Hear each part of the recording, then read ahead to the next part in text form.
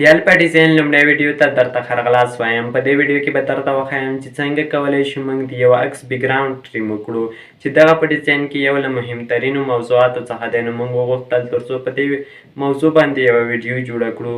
نو موږ په دوو طریقو سره کولی شو چې دغه بیکګراونډ ریموو کړو چې یوه انلاین طریقه دی بل آفلاین دی چې زه به تاسو ته دواړه طریقې وښیم. لومړی راځم انلاین طریقه درته ښایم. نو راځم د پیک سارت په طرف، بیا یو بیکګراونډ انتخابوم، په دې کې اډ پټو باندې کلیک کوم. اوس هغه تصویر انتخاب کړئ کوم چې تاسو غواړئ بیکګراونډ یې ریموو کړئ. نو دغه تصویر ما انتخاب کړو تر څو د دې بیکګراونډ زه ریموو کړم یا لرې کړم. نو ریموو بیک باندې کلیک کوم، ریموو بیکګراونډ باندې کلیک وکړئ. نو دوستانو په دې طریقې سره تاسو کولی شئ چې د یو عکس بیکګراونډ په انلاین طریقې سره ریموو کړئ، یعنې په انټرنیټ سره تاسو کولی شئ په دې طریقې سره بیکګراونډ ریموو کړئ.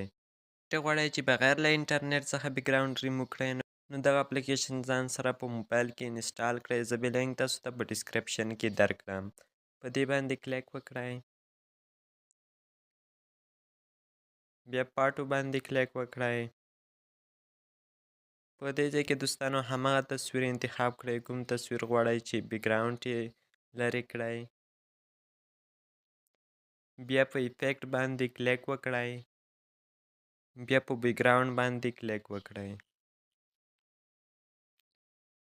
نو دوستانو وګورئ د دې تصویر بیکګراونډ موږ سره ریموو شو. نو دوستانو زموږ دغه ویډیو تر همدې ځایه وه. که چیرې ویډیو مو خوښه شوې وي نو ویډیو در سره لایک او شیر کړئ. که چیرې غواړئ چې زموږ سره د الفا کورس تعقیب کړئ نو حتما زموږ یوټیوب چینل در سره سبسکرایب کړئ. او که چیرې کومه پوښتنه یا نظر لرئ نو تاسو کولی شئ چې موږ سره خپل نظر په کمنټ کې شیر کړئ.